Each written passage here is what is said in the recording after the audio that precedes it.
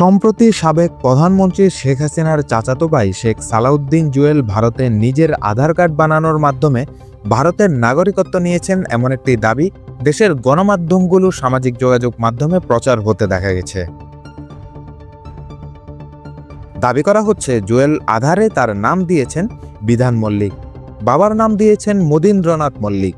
Rumour scanner টিমের অনুসন্ধানে জানা যায় শেখ সালাউদ্দিন জুয়েলের ভারতীয় আধার কার্ড দাবিতে প্রচারিত তথ্য সঠিক নয়, বরং একাধিক উপায়ে কথিত আধার কার্ডটি ভুয়া বলে নিশ্চিত হয়েছে রিউমর স্ক্যানার। এ বিষয়ে অনুসন্ধানের শুরুতে কথিত আধার কার্ডটি বিশ্লেষণ করে রিউমর স্ক্যানার। কার্ডটির বাম দিকে শেখ জুয়েলের একটি ছবি রয়েছে।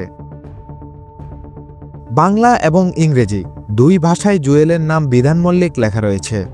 একইভাবে পিতার নাম মদীন্দ্রনাথ মল্লিক লেখা রয়েছে। জন্ম তারিখ দেওয়া হয়েছে ১ জানুয়ারি ১৯৫৯।